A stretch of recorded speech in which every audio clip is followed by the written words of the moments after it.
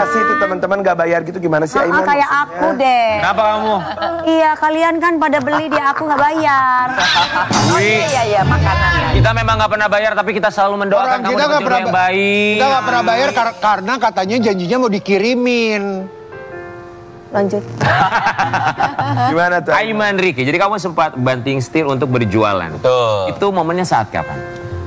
Sebetulnya kalau jualan keripik karo itu mungkin ada 6 tahun, 7 tahun lalu. Oh, sebelum pandemi bahkan ya? Yes, sebelum pandemi.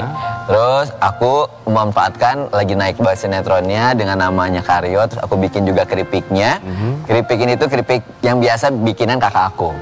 Kemudian aku bikin keripik cireng ini di lokasi aku selalu tawarkan. Pada suka gitu loh keripik cireng ini. Kemudian rame banget yang beli teman-teman di lokasi. Pas ditagihin, gak mau pada bayar gitu. Jadi kamu bawa ke lokasi, mereka nggak bayar sama sekali? Nggak, ada juga yang bayar, ada juga yang selalu ngambil, tapi abis itu nggak mau bayar. Oke, sebut siapa namanya, silakan Aiman Riki. Kita pengen tahu siapa. Mungkin ada inisialnya mungkin. Tidak ada inisial. Dari salah satu huruf saja. Yang nggak pernah bayar, kayak Milano. Kan kita positif thinking, mungkin dia lupa. Kita nggak pernah tahu. Gak apa-apa, ini tapping kok bisa diedit, ayo. Pasti alasannya, alah lu mah pasti itu mah udah kaya, ngapain pasti lu cuman ya ini doang, validasi doang. Pengen Berapa kira-kira satu artis itu tidak bayar? Ya mungkin ya murah sih sekitaran 200 ribu. 200 ribuan. Ya, lumayan, Tapi kalau 200 sedikit jadi bukit ya. Iyalah. Jadi sejuta. Udah nggak bisnis itu lagi terus Mas. Udah nggak bisnis keripiknya, jadi sekarang bisnis clothing line. Bisnis Clothing line. Ini jaket yang dipakai? Kaosnya dan Kaosnya dan celana. Boleh dikirimin dong. Dikirimin. Enggak, takutnya nggak dibayar lagi sama dia. Kalau gua bayar dong. Apa-apa lo ini. Tapi Aiman Riki, ketika akhirnya kamu sempat jualan keripik, nggak dibayar, ada perasaan kapok nggak sih? Aduh, jangan-jangan ntar kalau gue nawarin nggak dibayar lagi nih, apalagi sama teman-teman artis. Betul. Makanya awalnya aku juga bisnis selanjutnya, bisnis usaha baju ini tuh aku nggak mau in frame, aku nggak mau nawarin ke orang-orang. Jadi memang di belakang layar, pengen seperti bisnismen pada umumnya yang nggak perlu showman. Oh, ini nggak enakan orangnya kayak gue. Betul, nggak enakan. Gitu. Gimana jualannya?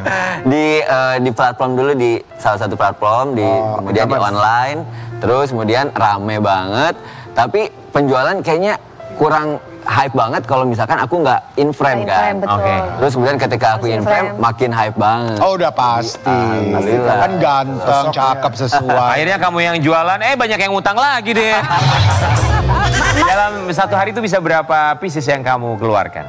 Tergantung. Kadang kalau waktu pas hype banget lagi live streaming misalkan ya, 1 jam itu bisa 100. Itu hype banget. Oh itu lumayan. Itu di mana Mas di? Iya. Teman, kalau Aiman kan Di apa? Oh gitu. Kalau Aiman kan usaha clothingan ya, kalau teman kita emang dia usaha jual wig. Jadi kalau sekarang memang Gak laku soalnya mahal banget. kata lu best seller ini yang lu pakai. 10 juta. Ya, Aku aja. Maaf, ini best seller, segini doang nih. katanya ini best sellernya. Oh, ini best seller. Best seller, bangkrut saya gak ada yang beli.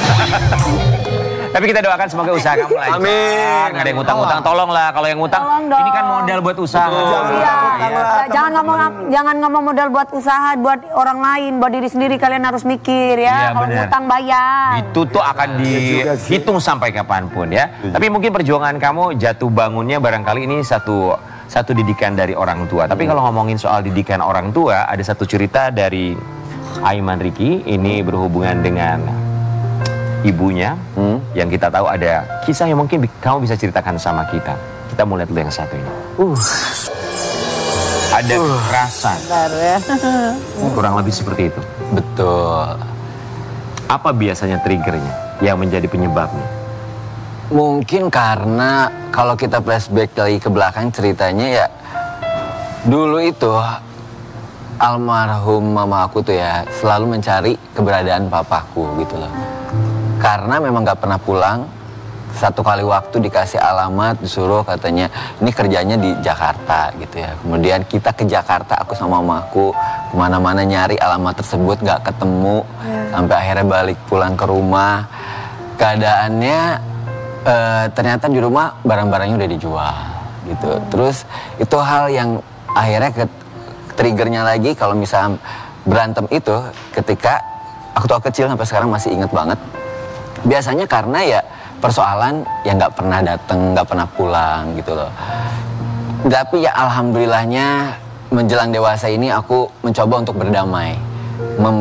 Mencoba untuk mengerti keadaan ini dan justru aku memetik hikmahnya sih. Bahwa keadaan dulu yang mungkin susah banget, dulu yang adanya mungkin kehidupan rumah tangga dari keluarga aku yang kurang baik justru menjadikan apa ya? Pelajaran buat aku. Itu yang membentuk kamu sekarang. Membentuk sekarang. Mohon maaf, kalau mama memang sudah berpulang. Betul. Kalau papa? Masih ada. Masih ada. Masih ada dan alhamdulillahnya aku udah berhubungan baik. Ya. Dan ini triggernya waktu pas aku berangkat ibadah haji. Kemudian aku selalu dipertemukan melihat kedekatan antara ayah dan anaknya. Dan di sana aku berdoa, ya Allah, dalam hidupku tuh aku jauh banget sama ayahku. Aku gak pernah ketemu sama ayahku. Tolong pertemukan, tolong dekatkan kembali. Sampai akhirnya setelah aku pulang ibadah haji, jalan itu secara gampang banget. Dimana aku ketemu lagi sama ayahku, aku bisa silaturahmi lagi, berhubungan baik lagi. Bahkan dalam doaku tuh waktu itu aku pengen banget nanti suatu kali bisa ibadah umroh bersama. Dan alhamdulillahnya beberapa bulan setelah ibadah haji itu aku bisa berangkat umroh bersama bapakku. Aiman, total berapa lama kamu terpisah dari ayah kamu? Itu sekitaran mungkin dari aku kecil sampai umurku 28, 29 aku nggak pernah ketemu. Gitu sampai ketemunya lagi tuh waktu pas pernikahan kakakku. Gitu. Akhirnya kamu sudah berdamai dengan keadaan. Kita paham tidak ada orang tua yang sempurna, anak yang sempurna. Tapi pernahkah misal kamu meminta maaf terlebih dahulu atau ayah kamu yang meminta maaf kepada kamu? Aku meminta maaf dulu. Aku minta maaf dulu. Mungkin ini juga salah aku juga yang nggak pernah mau untuk mendamaikan keadaan. Dan aku juga merasakan momen kedekatan antara ayah aku dan aku itu. Ketika ayah aku meminta maaf di depan Ka'bah, itu rasanya sampai sekarang tulus banget dan aku bisa merasakan banget gimana aku bisa menjadi pribadi yang lebih baik lagi ketika bersama ayah aku. Oh, beautiful moment ya. Kita tidak pernah tahu rahasia kehidupan seperti apapun, juga kita tidak pernah bisa mendapatkan semua yang kita inginkan. Tapi pada akhirnya Tuhan akan memberikan apa yang kita butuhkan. Termasuk segala usaha dan juga rasa syukur. Kita akan kembali saat lagi, tetap di Pagi-Pagi.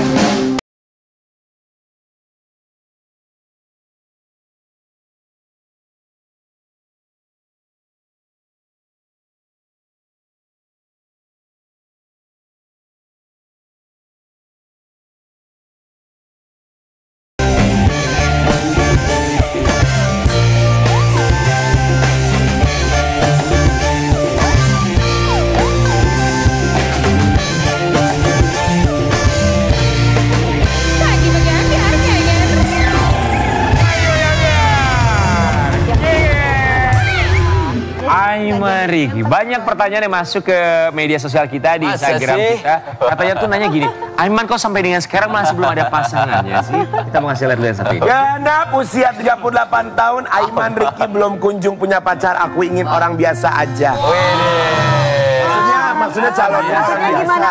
Gak mau dari selebritis gitu, gak mau dari entertain. Mungkin karena pengalaman pernah sama orang entertain. Pahit ya? Ya. Buat kamu kalau punya pasangan sesama bekerja di dunia hiburan tuh seperti madu deh. Kita sesama loh. apa ya? Ada dalam siapa man yang sampai entertain man? Ya mungkin lebih banyak kurang enaknya ya, karena mungkin jadwalnya. Oke. Iya. Kemudian juga cinlok-cinlokan. Waktunya nggak ada bisa lagi. jadi itu waktunya. Oh ini ta'aruf aja, ta'aruf man. Jadi orang biasa tuh sebiasa apa cari? Biasa apa yang orang biasa tuh yang kayak gitu. Gak perlu ada di TV, nggak biasa dalam tanda Nggak perlu ada di TV. ya. Betul. Terus kalau ada yang kalau tiba-tiba jodohnya yang ada di TV terus gimana? Maksudnya Kak Dewi apa Maksudnya gimana? apa? Lu apa? Maksudnya apa? Kak masuk aja langsung. Kan gue menanyakan. Ya Kak mau, gimana sih? Kemarin pilot, sekarang pengen sama pemain sinetron. Maunya apa sih, Wi? Tapi nggak apa-apa gini, Wi. Kalau misalnya Aiman sampai dengan sekarang masih belum dapet jodoh, nah sekarang lo kasih tahu sama Sobat Ambiar, kalau misalnya kamu cari jodoh yang seperti apa? Selain yang biasa. Apa syarat? Coba, Kamera ini kan yang banyak banget yang nonton dari Sabang sampai Merauke. Apa? Harus yang kayak gimana? Atau nanti Kayak promo DM diri ya. sendiri ya Gak jadinya. apa-apa. Ya. Waduh. Taruh. Ya mudah-mudahan dipertemukan dengan yang baik, yang solehah, yang bisa mengantarkan ke arah yang lebih baik. Amin. Bisa mengajak keluarga dan nggak cuma itu juga, tapi bisa mengerti keluarganya dengan Amin. Menerima dan juga mengerti keluarga. Itu yang jauh lebih penting. Ya kita doakan juga semoga keluarga Amin. kalian bahagia selalu. Ya rezekinya lancar buat usaha kuliner ya. Terima kasih banyak. Silakan. Ya, Dan juga Mama Dewi. Terima kasih banyak. Ayo Mama. Dan kita harus pamit pagi hari ini. Terima kasih banyak juga buat Sobat Ambiar yang selalu menyaksikan kami. Dan tidak lupa kita ingatkan sekali lagi bahwa kita sedang menghitung hari menjelang ulang tahun pagi-pagi Ambiar yang keempat. Kebebasan. Euforia pagi-pagi Ambiar, jangan lupa silakan ikutan Ambiar Core ya, potongan. Silakan tayangan kami yang begitu banyak sekali di media sosial, diedit dan juga mention ke @pagi-pagi Ambiar Trans TV Corp. Nanti kita akan umumkan siapa di antara Sobat Ambiar yang berhasil mendapatkan hadiah yang begitu banyak sekali ya. Kita akan kembali lagi besok tentunya hanya di Pagi-pagi Ambiar.